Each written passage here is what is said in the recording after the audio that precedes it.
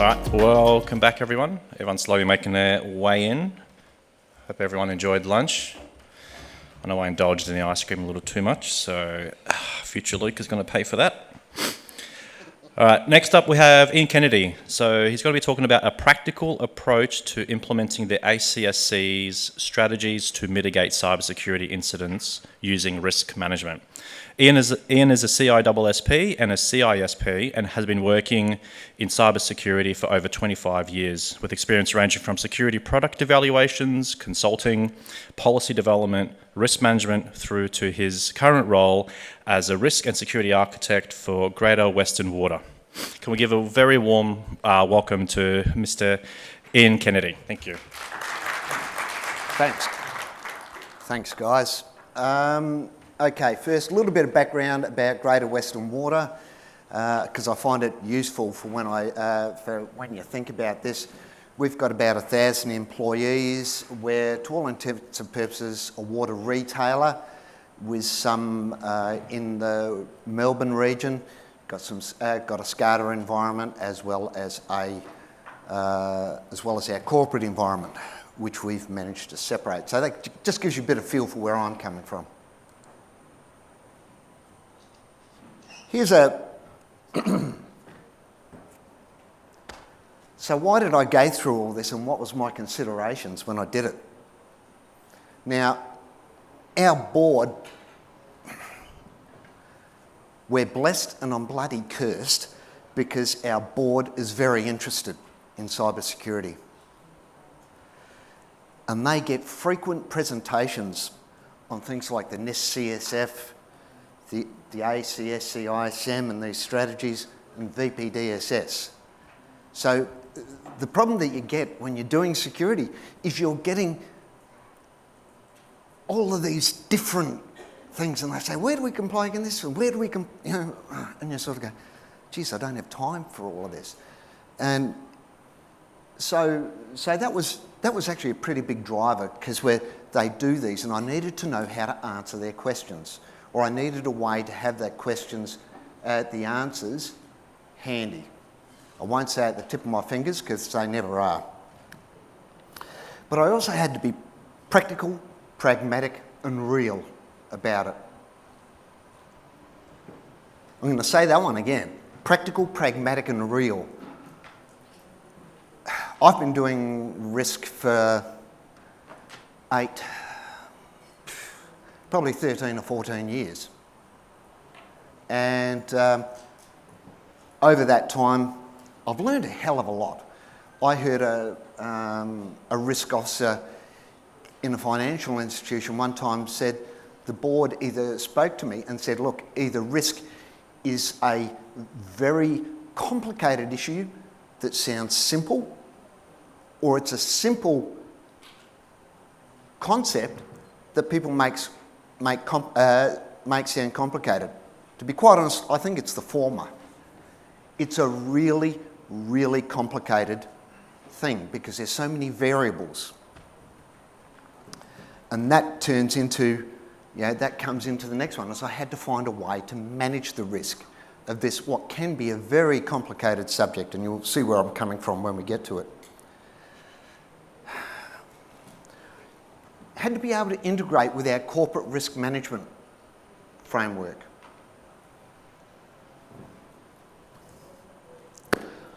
Funnily enough, not many people do that, or that hasn't been my experience. They'll say, this is a high risk, or it's a critical impact. No. Because they'll just say, because if you ask anyone, what's the impact? And they'll say, oh, it's critical. And you go, okay, let's try this again. Here's a range of things that it can be. And you pick things out of the way they measure risks in the corporate. And you say, this is what a minimal impact is. And you actually give them some examples. And then you give them examples all the way through to, this is a catastrophic impact. And then you go, you tell me where it fits into there. You never ask them just to give you a name, because they'll always bump it up by about Yeah, it's catastrophic. Happens every single time. You never get the project managers to tell you, because the project managers, I'll tell you right now, they don't care about the delivered risks. And I'll use, delivered risks. What those risks are that the project delivers into your environment, the security vulnerabilities, all of those sorts of things that it delivers. They don't care. Every single project I've ever seen aims at solving world hunger. Every project. And by the end of it, I won't even get a steak sandwich. But that's just the way it is. So project managers, for a delivered risk, forget about it. My CIO wanted to focus on strategies that provide the best mitigation. What gives you the best bang for buck? Quite reasonable. And what I've found over the years is, unless, trying to conduct a risk assessment against individual systems, it's just too damn hard. It really is too hard. In previous lives I said, what's the risk if we don't do this configuration? And you go, well, what about all the compensating controls? What about all the other controls that relate to it? What's the risk with this particular thing? You go, well, it's a risk to the business. But what about all these other things? So if you can possibly avoid it, don't do individual systems. I don't do individual systems, and I don't do specific configurations because I've never seen it make sense.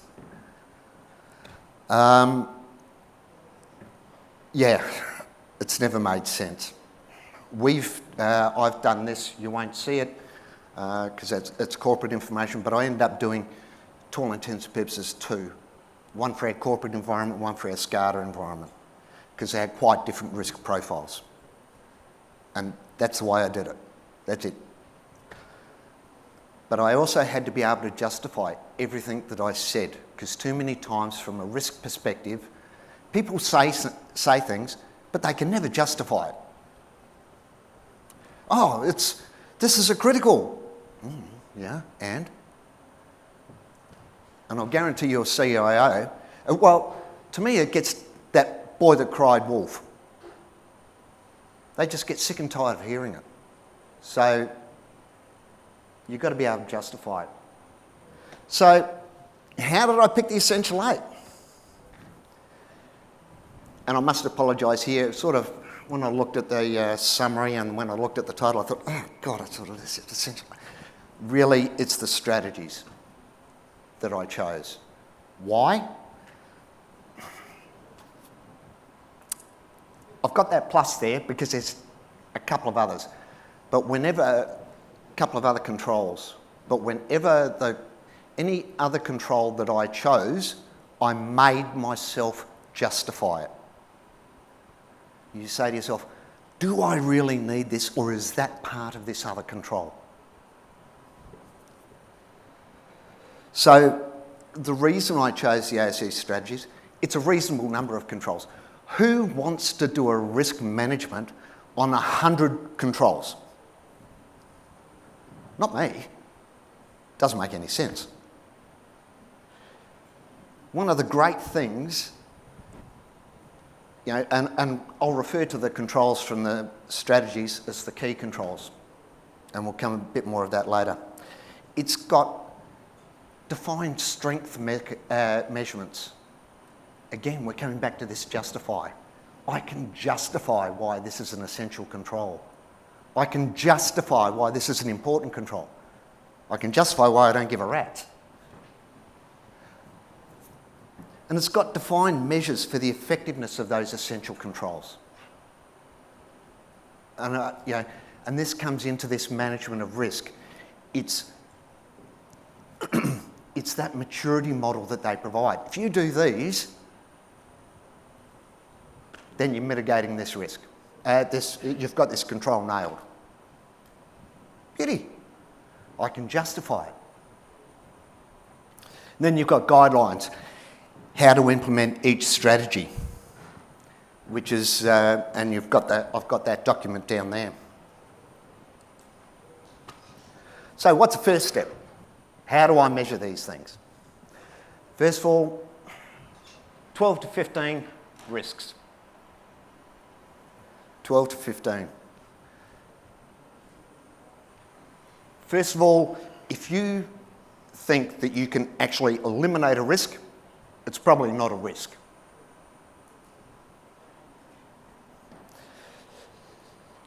And when you really, really start thinking about it, you go, well, if it's the same controls and pretty much the same impact, it's the same risk. And when you start seriously thinking about it, the major ones, compromise of public-facing systems, ransomware. The next two are interesting. I hope you can read it, but if not, it's ransomware and external adversaries who destroy or corrupt data. Okay? First one is a limited number of systems, or of limited criticality. Second one is a large number of systems or a small number of critical systems. Because the other thing I found is that people get confused. They'll say, oh, we get phishing attacks all the time. And you go, so? Everyone does. How often do we get our corporate done? So it's a completely different risk because I have these discussions and it changes the impact. It really does change the impact. So, okay, again, use the corporate level risk measurements. Good old inherent risks. Who's heard it and hates it? Come on. I've always hated inherent risk until I started to do this, because it's no controls and you go, how does this work again? But in the end, I had to do it because it was the only way to make the maths work. And there are maths behind this. So you don't consider any controls. Determine the consequence, determine the likelihood, and calculate it out based on your corporate risk profile. All right. So we're talking about the key controls. Do the key controls mitigate the likelihood or the consequence? Again, it can be either, but it's, you've got to think about it. Does this mitigate the consequence or the likelihood? And because, again, it makes a difference to the maths, because you're talking about a two-dimensional framework. You assign the controls, the strength to the controls, and they'll never change. Because remember, they're based on the defined measures within the ACSC mitigation strategies. You determine the effectiveness, again, against the strategies. One thing you should notice, and I specifically put it up here, note that it's an exponential increase. Right, so fully effective is 0.95. Again, I don't want to be able to say a control, and again, this was part of the maths, is you cannot eliminate a risk. And if you say all the controls are fully effective, it eliminates a risk. Pass. Again, you'll see that essential has a value of 64 instead of 32. Again, we'll get into that, and it really does make a startling difference.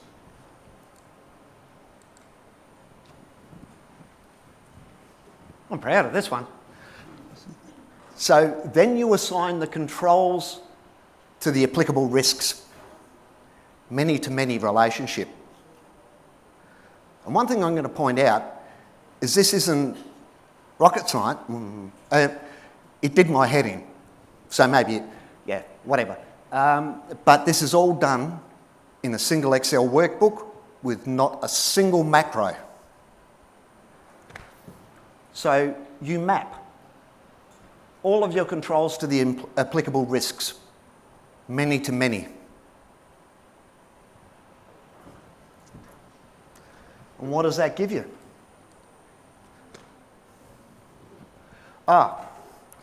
Yeah, and that becomes the current risk. But I've also included the proposed risk just to show you, just because what I'm saying is that if all the relevant key controls of a risk that you've assigned against a risk are fully effective, the risk will be minimal. That's the theory. I'm not going to say it's perfect, because it ain't. There's no such thing as perfection in risk management. People say, is it an art or a science? And I said, very good question. You know, I just try and make it as consistent as I can.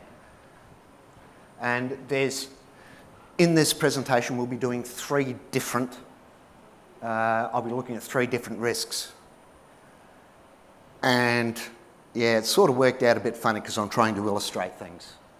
So there's the ransomware of the small number of critical systems, ransomware of limited criticality, and compromise of public-facing systems.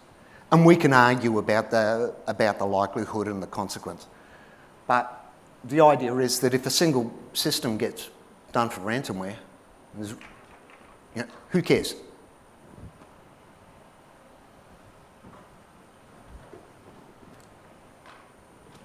Right. This turned out to be quite important, as I mapped the capabilities, again, many to many, to the key controls. All in my workbook, Excel workbook, because what I found was a mitigation initiative can affect multiple capabilities, it can affect multiple risks, it can affect multiple controls. So I had to map them all. Wasn't that fun? So then you identify and recommend the mitigations and assess the effectiveness of those key controls. And the proposed risk is on how the recommended mitigations increase the effectiveness of the control. Remember, the strength does not change. It's only the effectiveness. So let's have a talk about this. 2 scenarios. What happens if you just change the excellent controls? And what happens if you change the effectiveness of the essential controls? So here's where this is a little bit funny because because I was trying to illustrate how it works. You can see that in the current, the essential and the excellent controls, I just chose 8 of each, and they've got identical effectiveness. And then when I looked at how does the essential excellent control scenario affect it, I just changed those excellent ones, and vice versa for the essential. Pretty, hopefully you'll get it. Hopefully you get it. So, again, here's what this looks like. You've got that first one with the current. This is the critical systems. On the left, excellent, you'll see it reduces it a bit. Still a significant risk. You do the essential controls, what happens? Reduces it a lot more, down to a low risk. Okay, and that, and this is a bit false because you may not do all of those essential controls. Let's face it, they're bloody hard to do, some of them, most of them. But at any rate, you may not get them fully effective. But what you're trying to understand is, remember I was saying, what gives the CIO the best bang for buck? Is you do one initiative that affects multiple risks, multiple controls, and you just do it on one thing. Mate, that's gold, and so you've got to be able to do that. Again, the second one, current, and you can see how that really reduces that risk.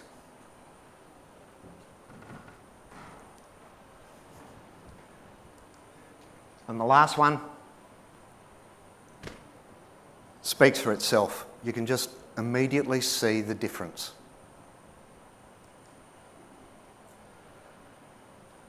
So I spoke earlier about how do I prioritise the controls that need to be implemented. One of the things that what I've done is they're based on the sum that they contribute to the mitigation of the likelihood and the control. It's a little bit better than, but it's pretty, let me be quite honest, I passed the pub test. I know that's a political thing, my apologies, but when I looked at this, when I did this for real in our environment, I said, are these the controls that I would really, what prioritisation would I give these controls? And I said, yeah, that's about right. So I was quite happy with that. And management buy-in comes from a combination of a reduction of the risk in a justifiable manner and a relatively digestible approach. What's that? What's that? I hear you've got to be kidding me, digestible? You also get steak knives. Before I go into the punchline, I'll point out that the VPDSF and the CSF, I also map out. And if a map to the mitigation strategies, and because they remember their key controls. VPDSS and the remainder of the NIST stuff, I consider them supporting controls. The strength of those supporting controls, best practice, which I hate, but I hate that term, but best practice.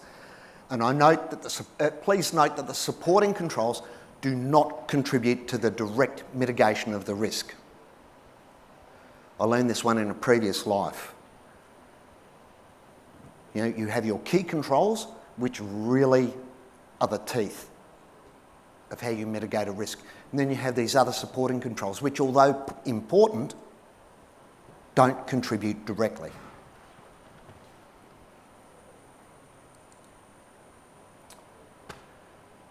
So, what the?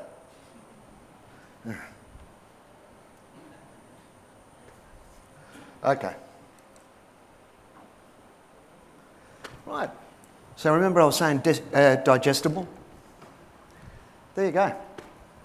On the, and it's probably a bit too far away, but what you've got on the left-hand side is the maturity of the NIST Cybersecurity Framework. All right? Our board loves it.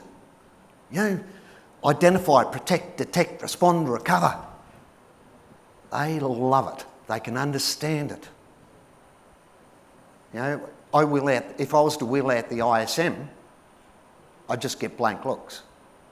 But because I can say the NIST CSF, and it's those 5 words, and I think most of the board can remember 5 words, they do understand it. And we can show them the strength where we are now, which is the red, and where we want to be, which is the green. Right. In the middle, what are those strategies? What are the strategies that we're going to do? Okay? And there's 24. Just counting. 24 different strategies. And again, I've sort of taken out all the corporate information from this. And the prioritisation, which is based on that sum. And I deliberately did it so that one's on the left, yada, yada, yada, yada, yada. And again, this passed the pub test in the real world. It passed the pub test. Because it looked about right. And when I took it past most of the people in the organisation, they said, yeah, that looks about right. Which was, I didn't have, the issue is, I don't want to go into these things and have a bloody argument with people all the time about this stuff. So it's got to be justifiable. And then on the right-hand side, and this doesn't reflect those examples that I give you, that I put up, you've got how the risk profile changes if you do all those mitigations. So, and that one is really powerful. So you can see where we are, where we want to get to, what are the strategies we've got to do, when do we propose that we're going to do it, and what's the end game? What is the end game? You're not saying you're going to eliminate the risks. You're going to manage the risks. And I tell you what, I went to one board meeting and my boss said, and one of the members of the board says, we want to eliminate the risks. Ta-dong. Unfortunately, I couldn't keep my big trap shut, and I said, look, I'm very sorry, but you can't. You can't eliminate a risk. And they looked at me in a bit of shock. And luckily, I knew one of the auditors that was there, and I said, what do you think? And he said, oh, Ian's absolutely correct. You can't eliminate the risk. Thank you, God. But I got a big kick up the arse from the CIO when I walked out of the board meeting for actually not letting them talk through things and decide themselves. But if there's one thing I've found is if, just a personal opinion, if you just let them talk, they come up with all sorts of ridiculous things. Just did my head in. Does my head in, you know. Some of the things that people agree to with the auditors, the things the board dreams up and just go, say what? And then you've got to try and implement it. Micro-segmentation in a legacy environment. Oh my God. But they did it. They made that decision. I had to figure out a way to do it. I'm not saying it's bad, but we had to be fairly imaginative. We had to look at alternative approaches, but that's where we were. So, how do I do this without too much effort overhead? It did take a lot to set up, and it took me a couple of years to figure out all those, to say, well, I'm doing this. Yeah, but then I have to do that to really make sense of it. And so it took me a couple of years of, I won't say trial and error, it was that agile thing. It did a bit, got it working, did another bit, got it working. And I wasn't afraid to make mistakes. One of the first things I said to my boss when he employed me was I said in the interview, I said, look, I'm very happy to make decisions, but if I do, I'll make mistakes. Show me a man that hasn't made a mistake, and I'll show you someone that hasn't made a decision. But now the effectiveness, now the effort is focused on the key controls, the VPDSF, and the NIST CSF, looking at the effectiveness of those controls and trying to understand what the environment is doing. ACSC recently redid their maturity measurements, so I went back and had a look at them again. It's a really good way to get to know your entire environment when you're doing this sort of stuff too, by the way.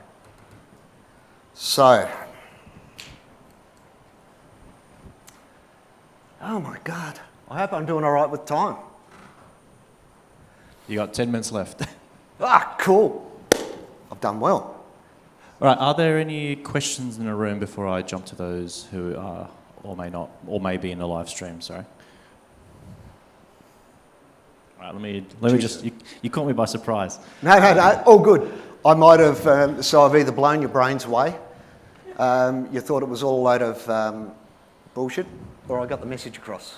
We do have a couple of the questions in the Q&A section through the app, so everyone has Sure. access to that. Right, first one. As a risk management practitioner, why wouldn't you automate or use AI/ML or AI or machine learning tool sets to streamline and remove the tedious use of Excel sheets? Money? Remember what I was saying.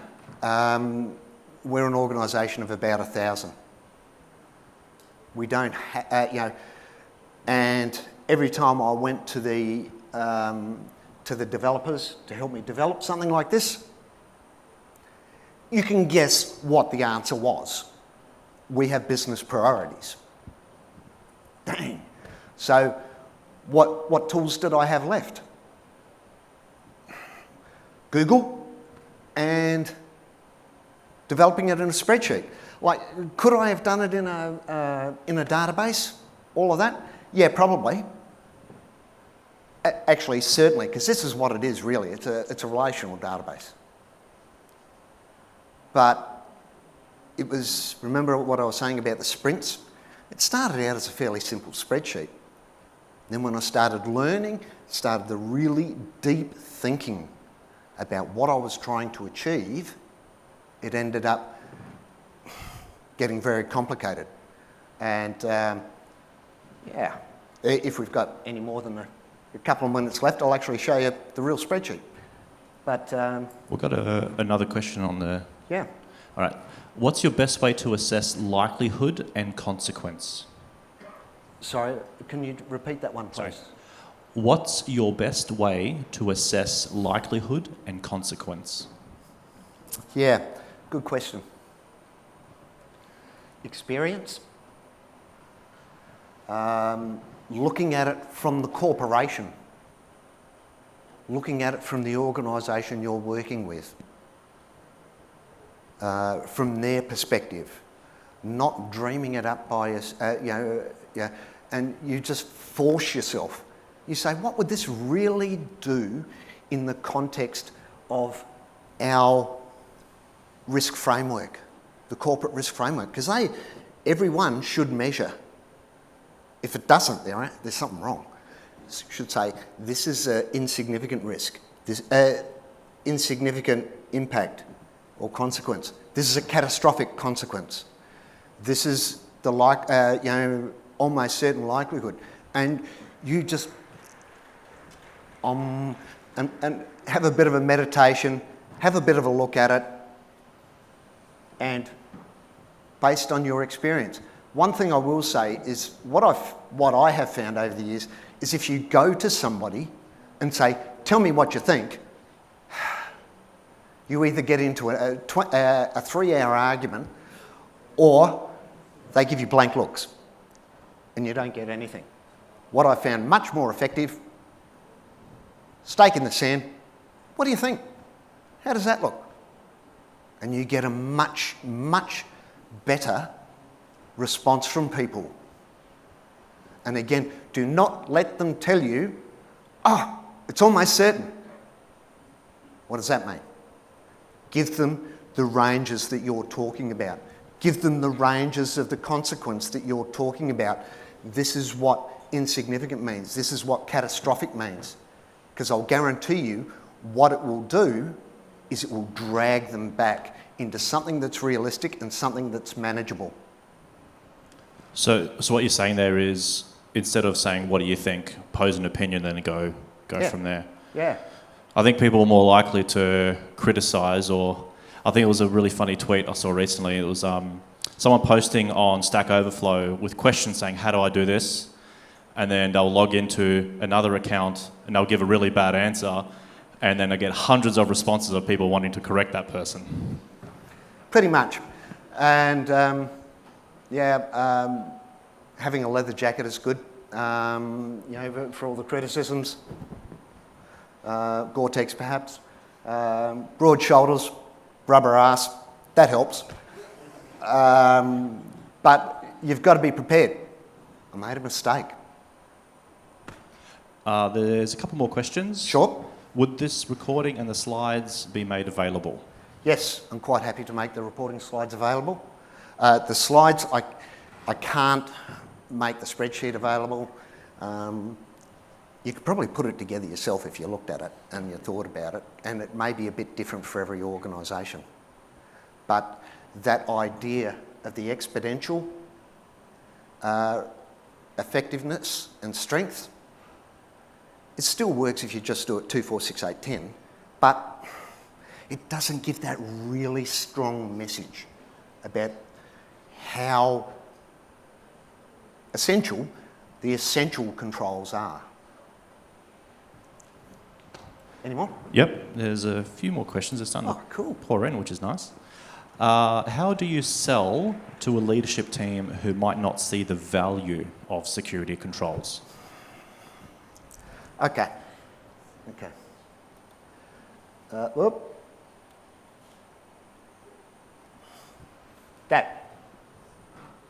That's how you sell it. That's the output.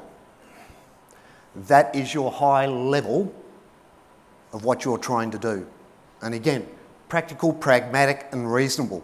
Don't try and absolutely minimise the risk.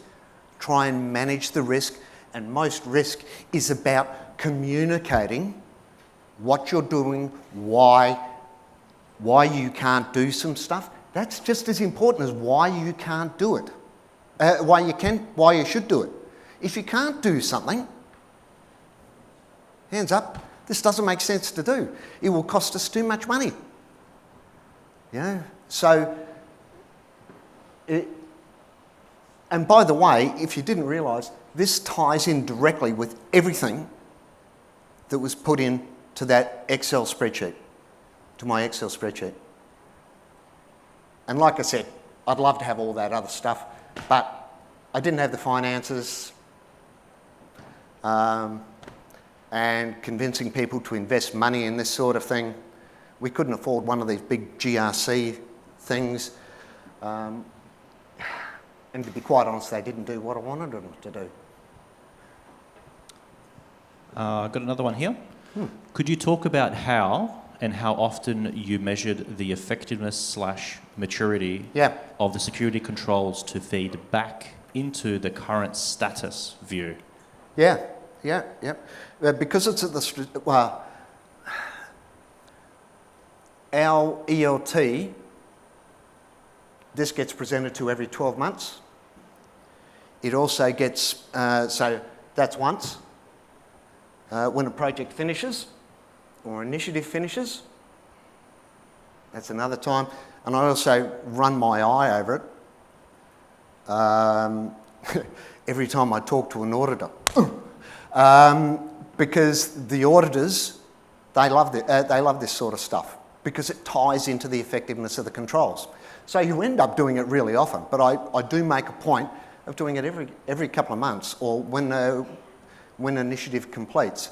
For those of you that have dealt with auditors, I'm sure you'll know what I mean. I've got calluses here. Next one. That looks like it online. We got 1 more minute for a quick question in the audience. Okay. If anyone wants to have a look at the spreadsheet, come talk to me afterwards and I'll give you a quick look at it so that you can see it. Thank you so much. That's amazing. Can we have a warm round of applause for Mr. Ian Kennedy? Thanks very much for listening, guys.